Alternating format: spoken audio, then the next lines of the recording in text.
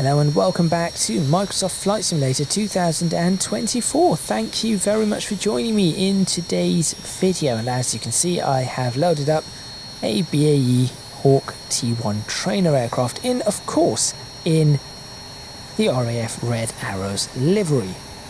Today's video is going to be all about low-level flying.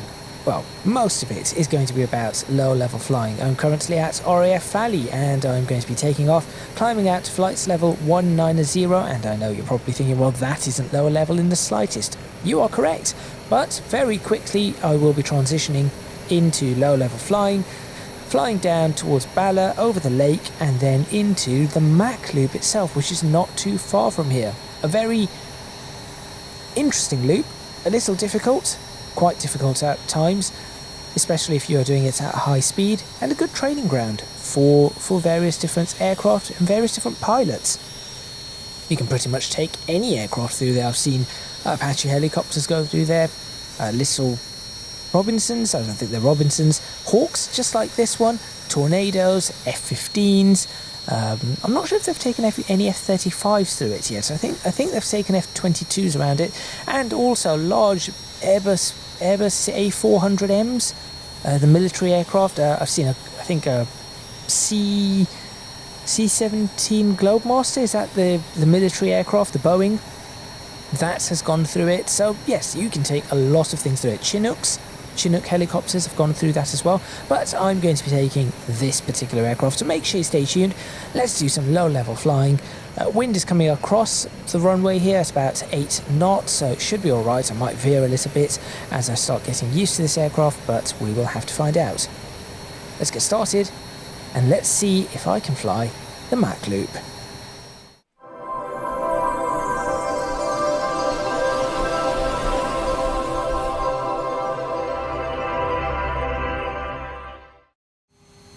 Okay, I have head tracking enabled, but I have no idea whether the head tracking is going to work. I'm just going to make sure that all of my controls are properly aligned. I think I still have squeaky rudders, but I'm going to work on those. Flaps are in the right position. Let's go ahead, and I've got the replay up and running just in case I need to use it, which will be useful. And there we are. That looks fairly good. Oop, slightly low. Can I look around? Yes, it isn't great. It's stuttery today. Well, rubbish. Anyway, I have the GPS up because I thought the GPS might be useful for us, so that if you want to follow along, you have an idea as to where I'm headed. I'm actually going to zoom this in a little so that you can see that. I know where I'm going, so it should be fine. The clouds, weather looks, it's completely clear over Valley. But over the mountains over there, Snowdonian Mountains and all of that area, the training area, it does look like there are some clouds. We should be alright. Aileron into the wind,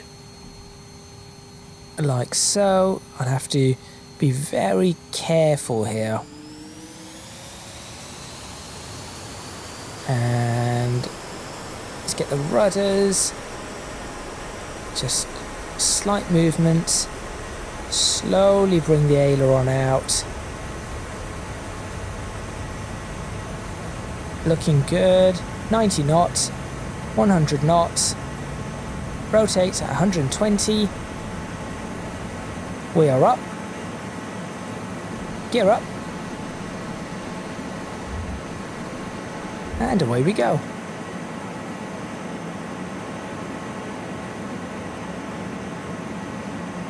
Now, as I said, unrestricted climb, so I'm just going to let the aircraft climb out, get myself more comfortable in my seat. 220 knots on the climb out, and my goal is to turn towards 120. Just head over those mountains there towards Bala and the lake that I'm going to use as today's entrance. Actually, I'll zoom out just a touch from this. Now, I have had to put DLSS on, and I am having some ghosting issues. I'm going to fix that, but unfortunately for today, I'm going to have to deal with it. For some reason, this I have found that I am having some difficulties with performance suddenly. It was alright on the last video that I did, but for some reason in this video it just is no longer very good. Just trying to figure out what the best level would be for all of you to be able to see where I'm going and what I'm doing. That is the lake that I'm aiming for, right there.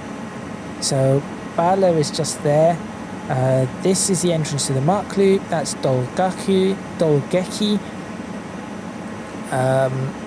Makunkleth is there, or Makunkleth, I think that's how it's pronounced. So that is right there.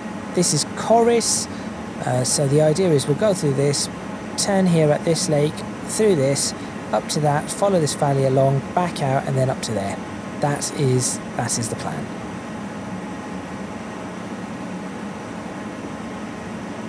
But yes, I'll keep the GPS up just so that you can see what is available.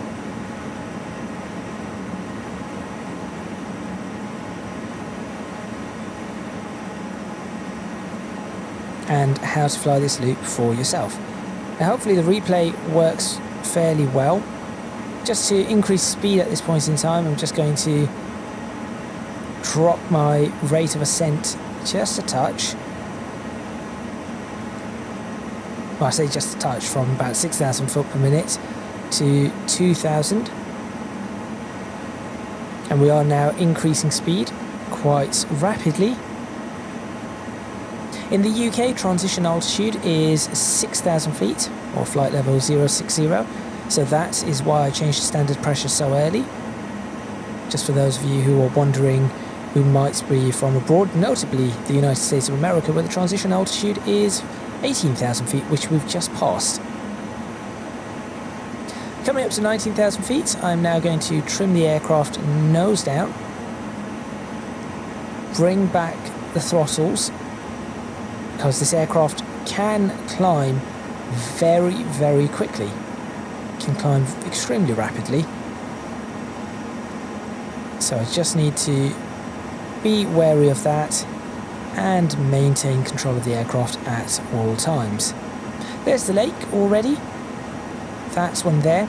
This is why I said we're not going to be staying in any high level flying for very long, or normal flights. We'll be going to low level flights very, very quickly. I'll slow the aircraft down. We're coming up to nearly 400 knots, which is fine. This aircraft can go up to 550 knots at a push, but not at this altitude. I think at this altitude its maximum is 500 knots. But at very low altitudes, 550 knots is possible. Or I suppose up here we'd be working in Mach numbers, so what would that be, about Mach 0.85? Possibly.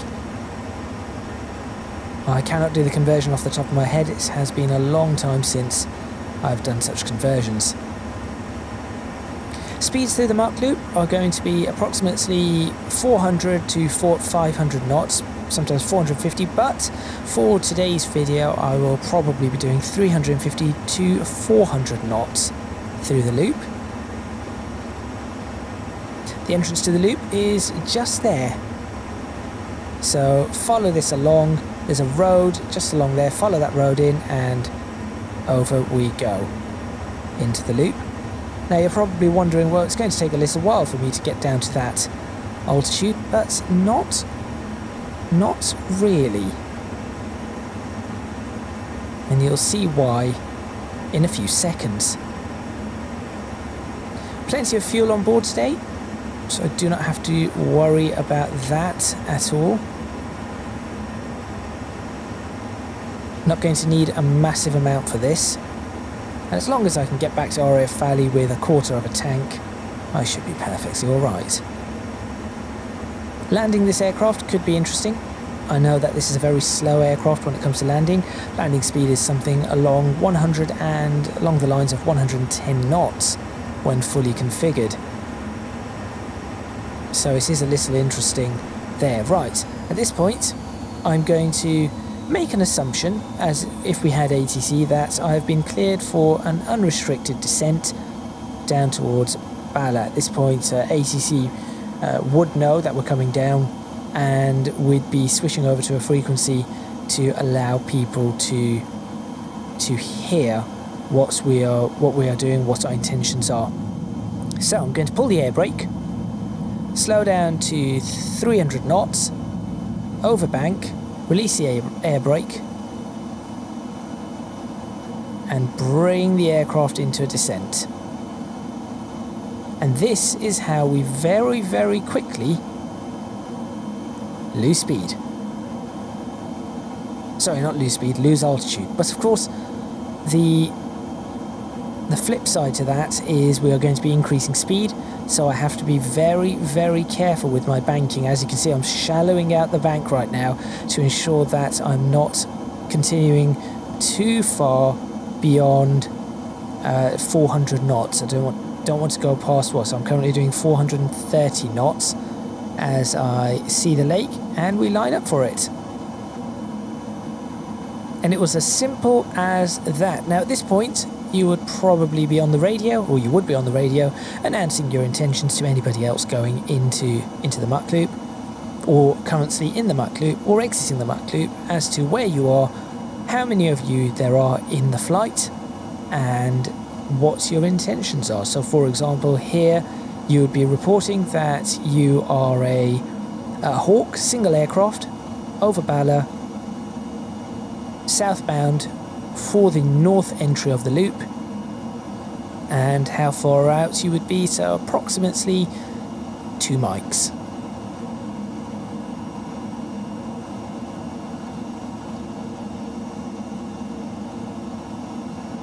There's the entrance right there. You see that little dip in the ground just there, where we've got the valley, so we're just going to head into that. And at this point, trying to keep up to 350 knots. So I want to keep the speed up. Going past this wind turbine, which never used to be there. Do not think that wind turbine used to be there. And we have now transitioned into low-level flight. There we go. Really was as easy as that. You would also announce that you are now in low-level flight, or entering low-level flight, and how long you intend to be in this flight for. So for me, I intend to be in this flight for approximately 15 to 20 mics. Approximately 1 mic out from the loop, north entrance.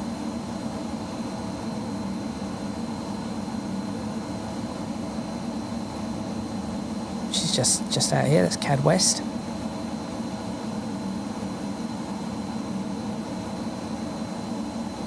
All I need to do now is ensure that I'm lined up properly. Barometric pressures are set for where we are, which is 1027. This aircraft does not have a radar altimeter. General rule is 250 feet above ground at all times. It's 250 feet above ground, 200 feet above ground. It's 250 feet above ground at all times. I'll probably be busting that rule a couple of times. In fact, I'm fairly sure quite a few pilots bust that rule, more often than not.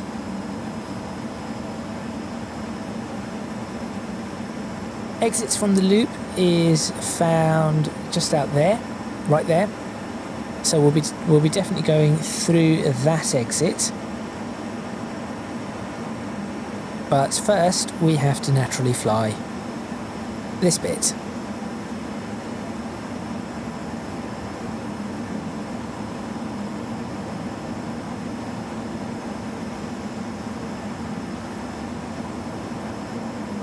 Nearly at 400 knots here, so I think I can probably do 400 knots.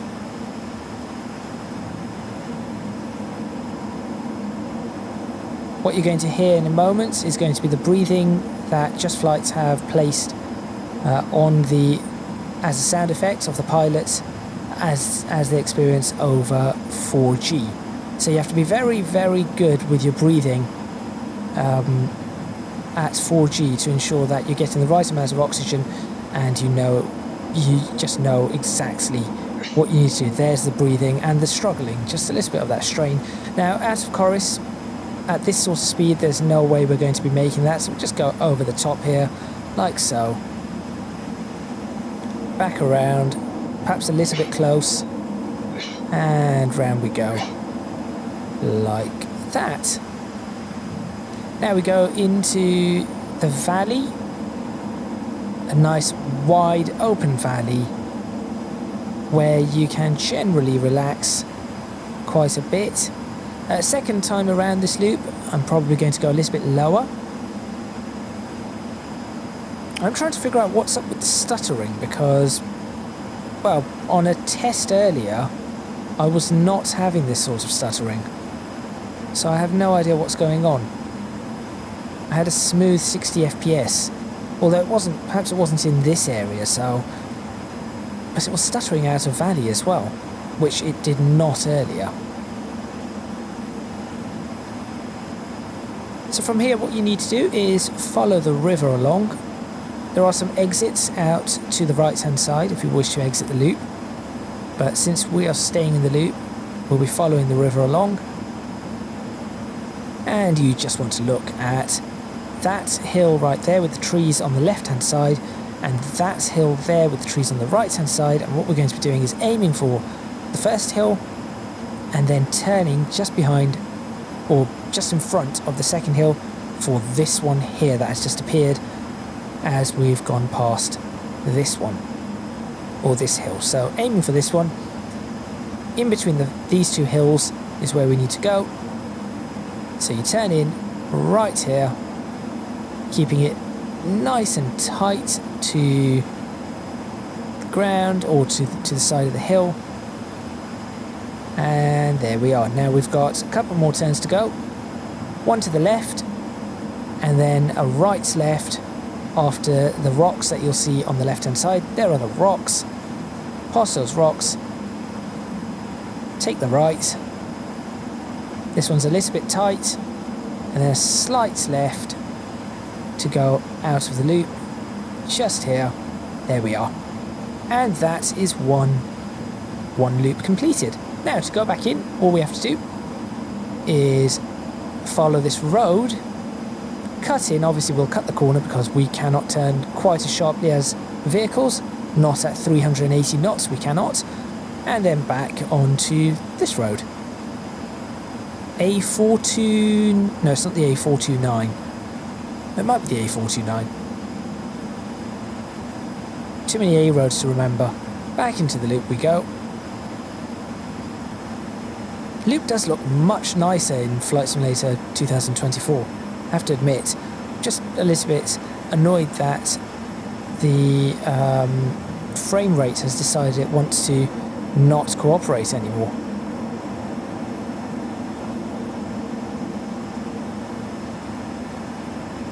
Just giving myself a little bit more room here. Go over the top of this, quickly over here, over the top of that, this way, and then bank.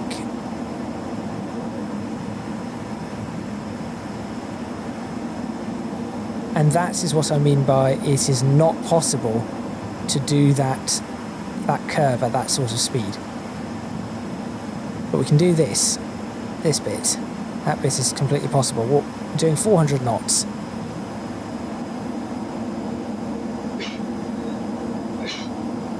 So you're pulling about 4 or 5 G as we go through these.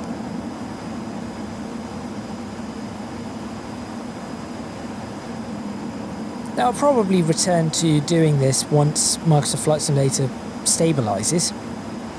I think that would be a really good thing to do, but for now I just wanted to see the low level flights, and unfortunately with the stuttering it's making it a little bit annoying.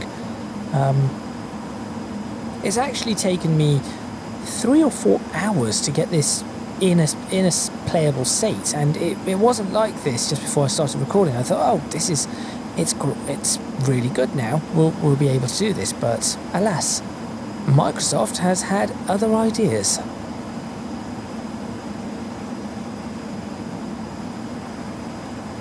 Now, admittedly, I do need a new PC. I have been doing some checking on memory usage. That's GPU memory, CPU, how pinned my CPU is, and how my RAM is doing. RAM, not a problem. CPU, pinned. GPU, in some areas it is just out of memory. And I think what's happened here, I'll be honest, I think there's a memory leak in Microsoft Flight Simulator. Because I'm just thinking, this has been running for a while. I've done quite a few tests, quite a few bits of checking, and it's stuttering a lot. I think there is a memory leak because a similar thing happened to me when I was testing things yesterday. Not for this video, but somewhere else. And in London, I was all right for a first run, 58 to 60 frames per second. I've had to lower some settings. We'll do the Mach Loop one more time as well. 58 to 60 frames per second. But by the third test, I was getting 9 or 10 frames per second. For no apparent reason. It was all the exact same things. Same aircraft, same location. Okay, the time of day had changed by about 45 minutes, but still, it wasn't a massive change, and it decided that is what it wants to do.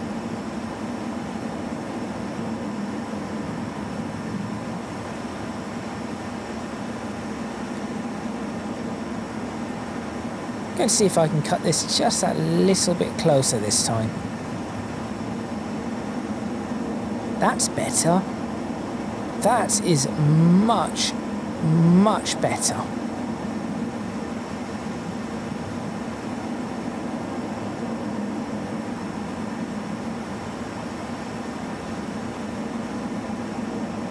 That's perhaps a little too close.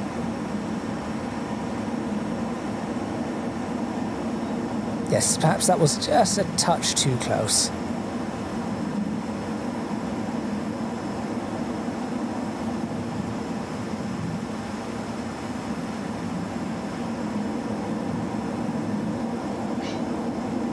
But that has worked, and honestly, this feels so different in Flight Simulator 2024 to 2020 in terms of I can feel the aircraft skidding, and that is something that you could not feel in Flight Simulator 2020, but in this you can.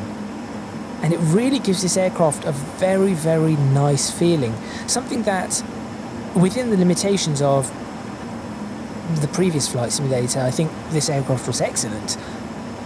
But with the new functionality, the new aerodynamics, and everything that is available, this aircraft really does start to shine. Wonder if I could spin the aircraft. I'm not going to attempt it, but I do wonder if I could. Right. Going to exit the loop now, and I think the plan for my exit will be I'll enter at the north point, but instead of turning left when I get to the lake, I'm going to continue straight and peel out. Yes, I think that will be the plan.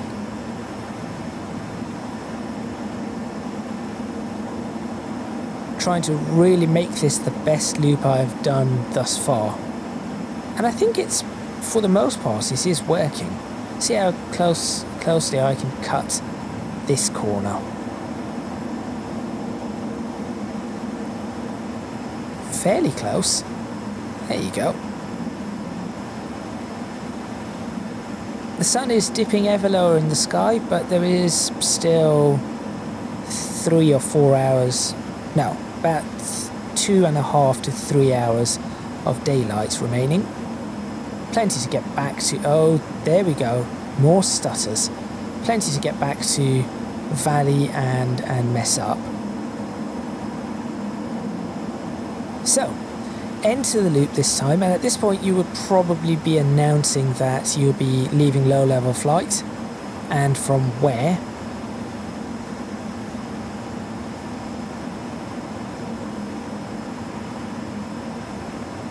Probably would announce Hawk leaving southbound from CAD West.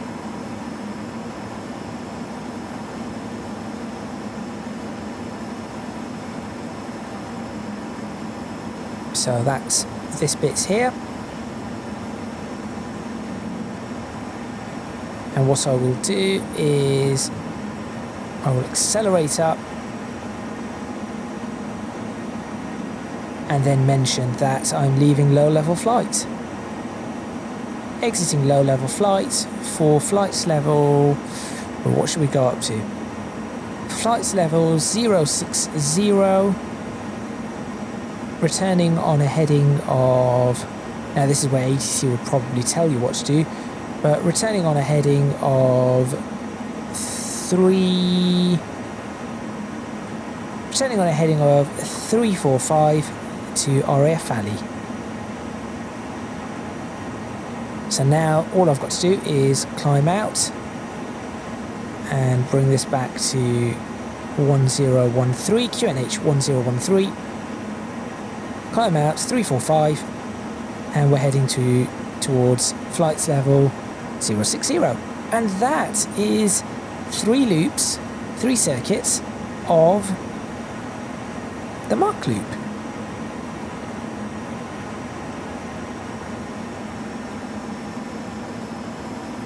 Get it to 6,000 feet and get the aircraft trimming down. There we go. This aircraft is not the easiest to trim. Oh, just going through some turbulence. Careful. Maybe this was a bad idea. Bad idea to go straight through the top of a cloud, but you know what? It's fine. There we are. Not an issue. 400 knots back to Anglesey, back to Valley. So hopefully you've enjoyed that video. I think it was quite decent overall. Heading over the tops of these mountains, we're probably going to hit a little bit more turbulence.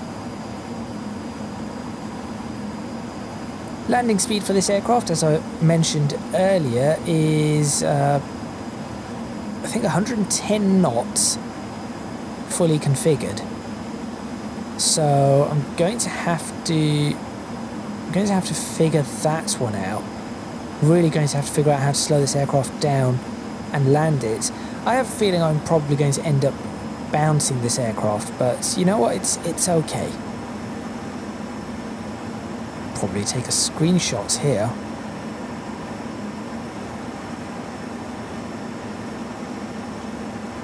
Does look pretty good. There we go. Partly settled. 400 knots.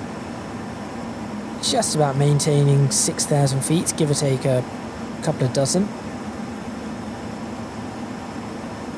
And just flying through...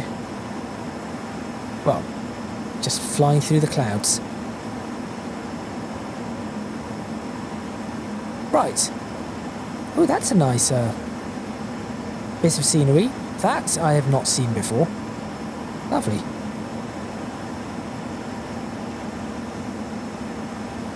Once we get over to Anglesey, which will be, as you can see in a moment, what I'm going to do is probably get myself onto a base leg. My base leg, so I'm going to be landing runway 13. So the base leg is, oh sorry, downwind leg, first off, is going to be 3, in fact I should probably do that right now. Get myself on the downwind leg. 310. And I'm now going to start descending. So let's get ourselves descending down to 310, that's my downwind. I'll descend down to should I descend down to 2,000 feet? I think 2,000 feet is probably what I want to do. There's the airfield, right there. You can see it's on the left-hand side, just before the ocean.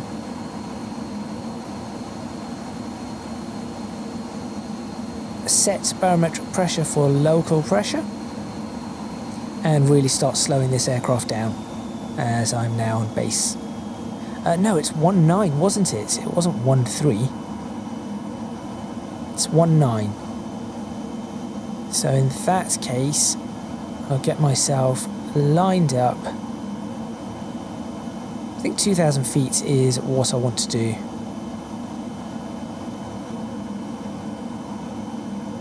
One three, 19. There we go. Coming down to 2,000 feet. This should be a reasonable landing. I am very much trying to remember which runway I was landing on. It's that one.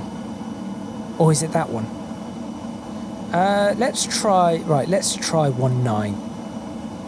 It's not the runway I was planning. It's a shorter runway. Might not be the best of ideas for me. 13 was the other runway that I wanted to do. Now let's take 13, because knowing me, I'm probably going to need that extra. I'm going to need that extra runway length for this landing.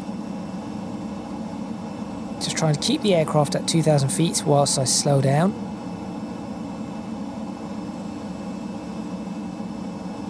And what I'll do is, once I've crossed this little bridge here, I'll turn over, fly over that, and I think we're not supposed to fly over that.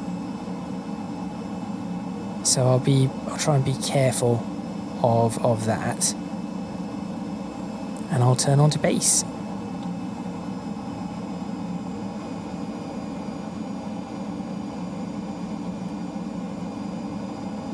Hopefully I have planned this decently. We start slowing the aircraft down.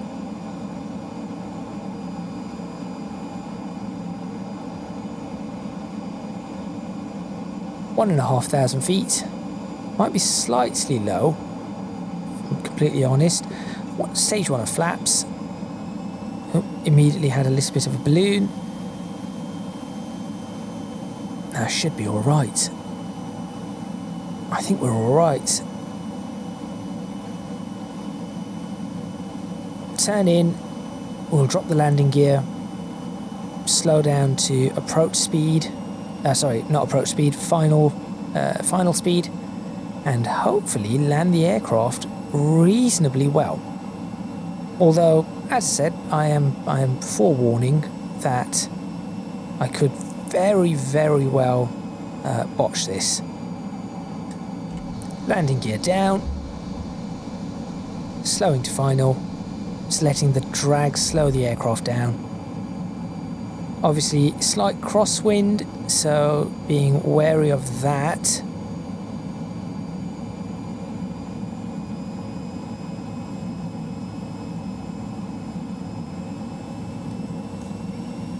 Full flaps.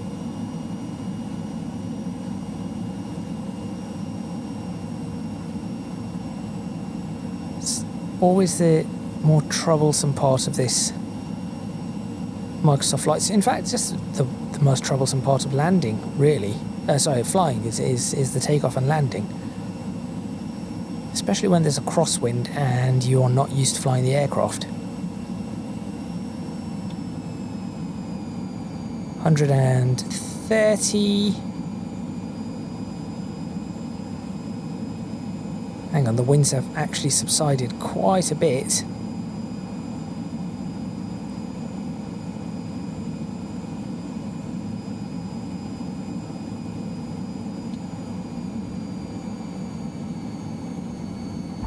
Gentle, slight bounce. We are down into the wind. There we go. On the brakes. Ailerons in. Okay, that was not the worst landing I've ever done. Oh, there's a taxiway here. I might be able to just about make this one.